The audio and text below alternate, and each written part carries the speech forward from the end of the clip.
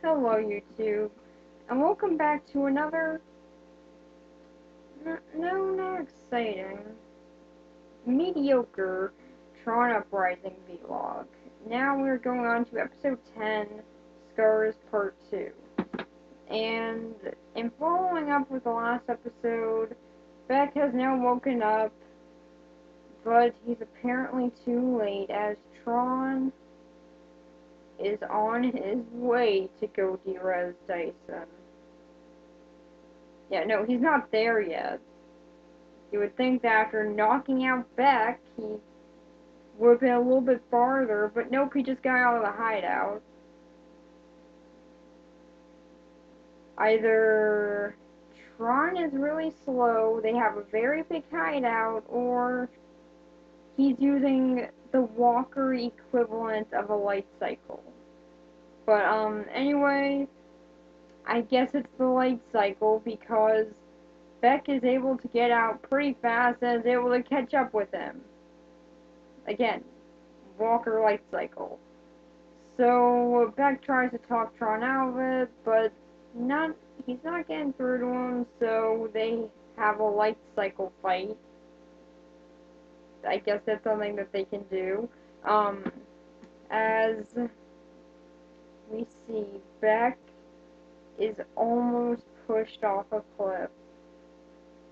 And for everyone who was thinking, yeah, he's really about ready to fall off that cliff, only 2 minutes in episode 10, which is halfway through the series. Yeah, he's really dead. Yeah, why were you thinking that? But even though Beck has now lost his light cycle to a cliff, his biggest enemy, I guess, he did at least get a small consolation prize and managed to put a tracker on Tron's life cycle. Which, does he really need that? I mean, in the amount of time that'll take Beck to go down and get his life cycle back, Tron won't even be at the gates of Oregon yet with his Walker light cycle. He's not getting anywhere fast. Um, so that takes us to Tesla, who is criticizing Pavel and Paige because they can't get rid of Dyson. Why? Yeah, okay, so by not getting rid of this guy, that obviously deserves criticism. But Dyson's stay is now quite the opposite of what Tesla wanted. It's extended. Because it's Tesla, he's doing a pretty bad job.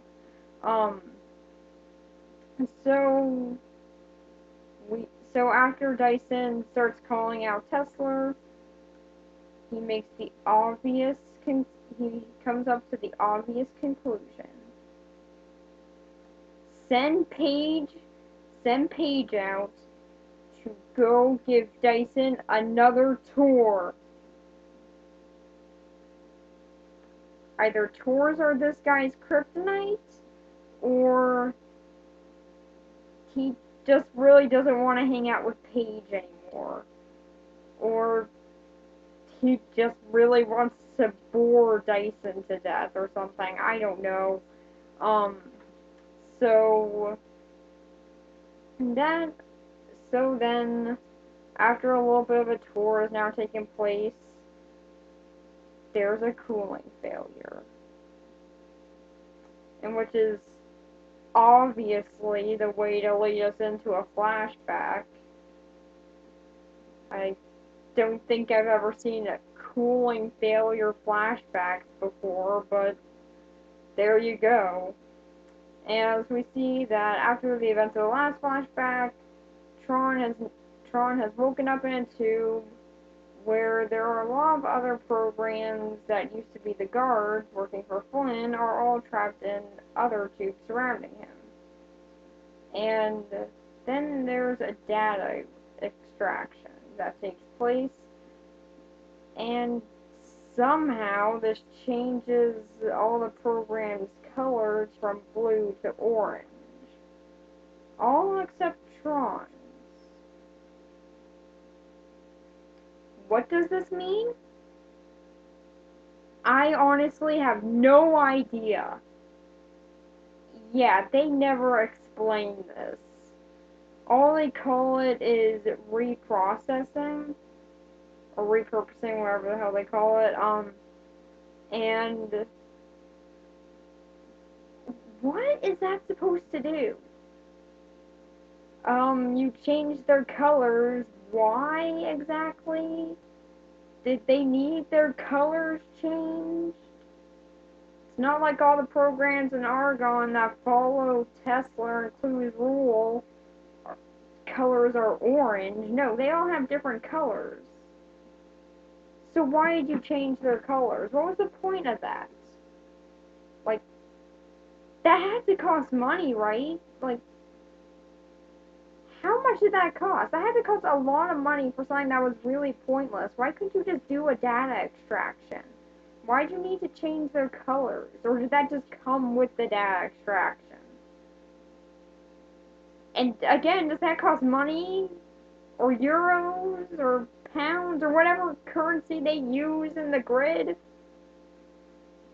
They never explain this. It's just their colors are changed. And for some odd reason, Tron is suspecting Dyson of being the mastermind behind all this. Even though we know Dyson works for Clue, so it's probably Clue, but I guess Tron was really slow today, so he didn't really think of that. But since it didn't affect Tron, I guess that means move him up into a different room where he is now restrained and Dyson enters. And a flashback ends. Oh, but guess how many guards they have in charge of Tron? 2 of them. That's gonna work, yeah. The one guy who could mess with our whole entire operation here only put 2 guards in charge of him. How has Clue not been taken down yet? But now the flashback has ended, we go back to Beck, who, again, not surprisingly, has caught up with Tron. Yeah, did anyone really expect anything else? But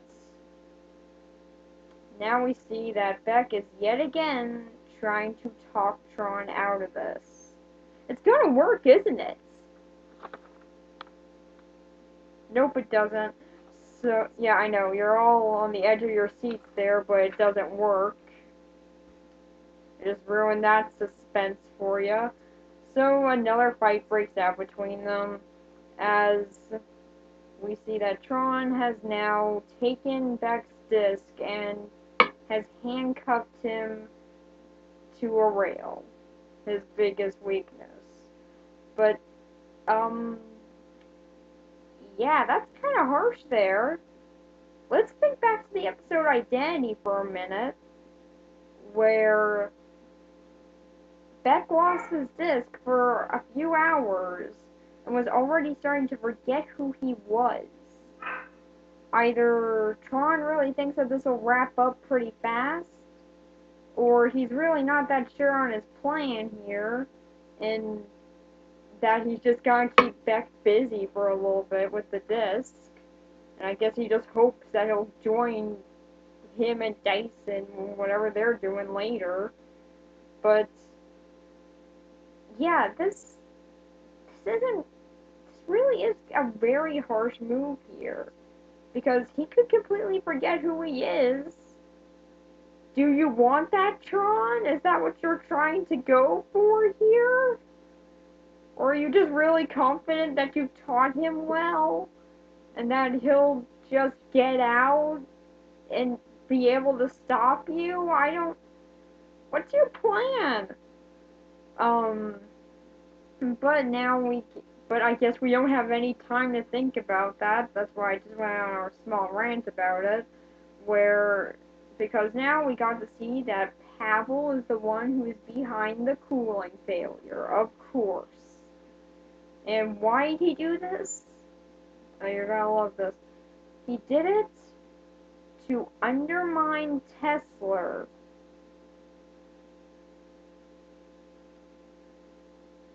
Oh boy.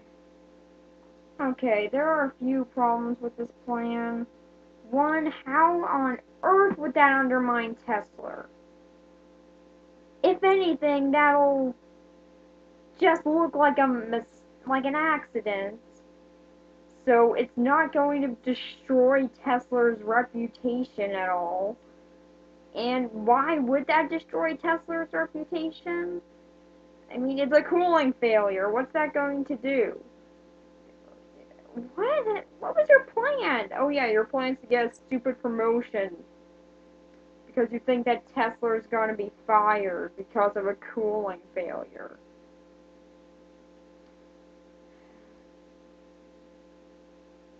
Pavel, this is why you're the weakest character on this show. But he does make a smart move here, big shock. Actually, yeah, that is a legitimately big shock. I don't know why I said that with sarcasm. Um, he actually does make a smart move in asking Paige if she wants to join him in a secret alliance. So then he can actually have some brains on this operation. But not surprisingly, she says no because she's Tesla's most loyal soldier. So why would she have even said yes? Again, what was he hoping to accomplish here? So Dyson goes out looking for the renegade as Beck still tries to reach for his disc, hoping his arm will grow, I suppose. Um, and then a giant explosion happens, so we go into a flashback. Yeah, the rising action point and flashback time as Dyson is doing something to Tron. Yeah, we never really find out what exactly he's doing to him. Tron's not screaming, so and also there's no cuts on Tron when we see him later, so he's not getting tortured. So what exactly is he doing? I mean, Dyson does have tools with him, so is he threatening him? Is he saying, you're gonna join Clue or else then I will actually use these? Eventually. I'll wait for like an hour or so, but I might use these at one point. I mean, like, really, what's he hoping to accomplish with this? Um, but one of the guards is starting to question why Tron's not screaming, even though nothing's happening in there. Um, and he finds out that it's Tron, and that he's the prisoner. I guess they forgot to tell him that. Either that or he's a Tron fan, in which case why would they put a fan of Tron in charge of Tron and trying to keep him imprisoned? Seriously, Clue. How are you in charge still? But now Tron decides to ask what is happening to all the programs in the tubes. This never comes up in conversation, so he just sort of forced it in. And we find out that it is in fact called reprocessing. Yay, now I know the name of it correctly. And that Tron is the last loyal program to Flynn. So, seeing as he's the last and most loyal program to Flynn, Dyson thinks that just asking him join Clue is gonna work. Not surprisingly, it doesn't. And So Dyson decides to worsen Tron's scars. That'll get him to join you. And then Dyson orders the guards to take Tron to the throne room. What's that? We never find out. But the ship carrying him explodes, and everyone on it, yep, all three of them, is presumed dead. So then the flashback ends. Yeah, I'm real sure that you think that Tron is dead there, even though we know that he's the one who's having this flashback right now. Yeah, this is the problem with flashbacks, like on shows like Arrow and stuff. This is their problem, is that there's no suspense because we already know that character is going to be fine because he's the one who's having the flashback. So then Tron and Dyson start to fight, and Dyson has his disc on a rope. Why? Yeah, there's no tactical advantage in this, seeing as we've seen programs throw their discs and then have them return to them, so it's not like this is a return function or anything. If anything, it shortens his range in throwing. Also, he's got to throw the rope along with it. And this can be easily cut, so then he wouldn't have any means of defense and he would be unarmed. There's no tactical advantage in this whatsoever. I guess it's just to look cool. In which case, yeah, I mean, I guess it does. I mean, it looks pretty cool. I'm not arguing there, but seriously, it's pretty pointless. So, as the fight continues, Tron is hit, but they keep on fighting. But Beck finally does get his disc, Rejoice, and breaks out of his shackles, as Tron is about ready to de-res Dyson, but wants to finish up his flashback first. So we go back into the flashback as the guard from earlier has apparently saved Tron, as we find out his name is Cyrus. What? Okay, so they have like this ominous music in this part. Why? I mean, like, okay, I think that this character does come back later, but what's that supposed to mean for us now?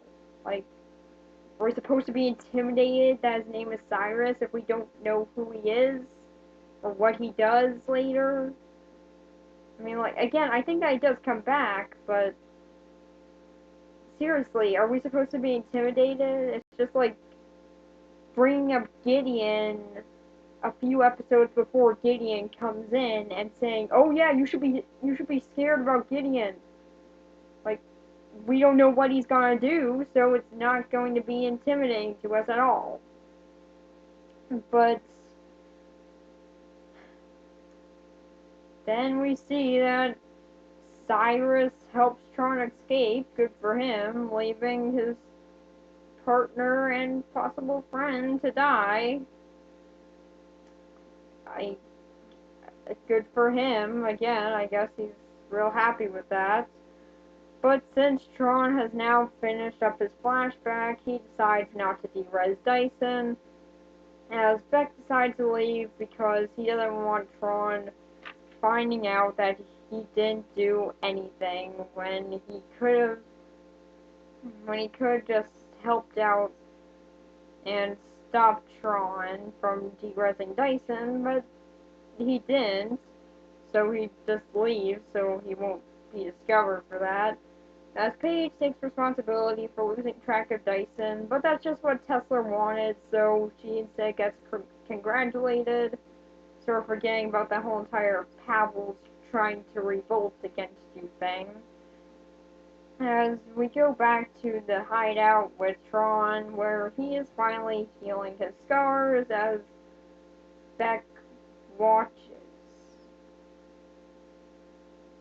Okay, that's creepy. But Beck wants to, but now Beck isn't sure if this was really about getting Dyson's disc or not. He's really slow today, and he asks for some time off and after Tron thanks him for doing nothing and apologizes to him for knocking him out. But this doesn't get Beck any time off because Tron saw him over there watch. Instead of helping him, he just sort of sat down and watched the show. So, yeah, no, he doesn't get any time off. But Dyson now decides to return to Clue, where he delivers the message that Tron told him to deliver, and which is Tron lives. Clue asks who else knows about this, so Dyson dereses one of the guards, who only had 2 days until retirement, and then replies to Clue, no one. And then the episode comes to a close. So, there are a few things to talk about in this episode. For one, I'm going to talk about the smaller stuff first, just to get out of the way. Cyrus, yeah, we don't know who he is, but I do think I remember him later on, so I'll save him for later. And there is that stuff with Tesla having a very childish and sort of workman hatred for Dyson because I guess he's worried he's gonna take his job. But, and yeah, he should be worried about that because Tesla's not that great at his job, but this is a really immature way of trying to keep your job by sending Dyson out on constant tours with Paige. I mean, what is he expecting to prove from that? Um, but outside of that, there's not really much of Tesla in this episode. He only has like 2 scenes. Um, but it is kind of neat to see that um, Pavel is sort of starting his own little uprising against Tesla just so he can get his job. But what sass what what exactly does he have that'll make him think that he won't get sacked along with Tesla? I mean, Pavel hasn't done anything of worth, so if anything, Paige is going to get the job because she actually does something for this army. But I guess Pavel just really hopes for that raise.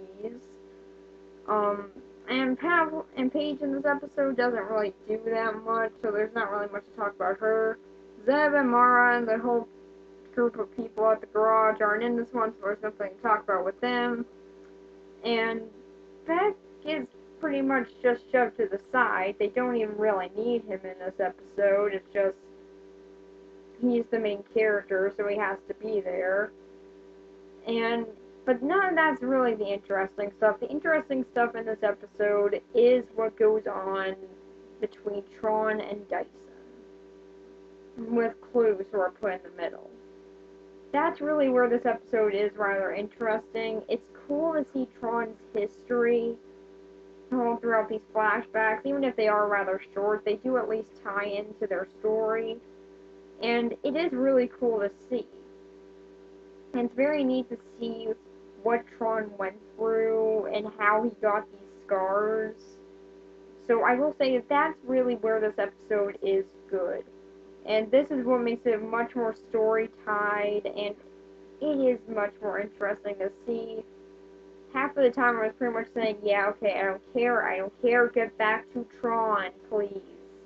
I just want to see what's going on with this. And Dyson has proven to be a pretty formidable foe, so I don't really remember if he comes back, but I definitely wouldn't oblige to him coming back. So, and he does seem like he could be a cool opponent. That and his connection with Clue is pretty well fleshed out, and his transformation isn't just Anakin Skywalker, it's actually pretty explained and does make a lot of sense. At times, sometimes it's a bit shaky and it's not as fleshed out as it could be, which kind of contradicts what I just said, but yeah, there are the explanation as to how he went over to Clue's side is just he wanted his face healed. And that's not really that great of an explanation, but it's more the way they present it. So this is definitely a fun episode of the show to check out if you want to see a more story-driven episode, and if you want to learn a little bit more about Tron and his history. If you want to see that, then this is definitely one to check out. Both of these parts do that pretty well. And they even explain that ISO problem a bit. Their economy in the grid doesn't make any sense, but hey, it did make for a pretty cool episode. So in the next one, we're going to see Beck being grounded at the garage. The consistency between these two, it's uncanny. So yeah, that's pretty much it. Bye.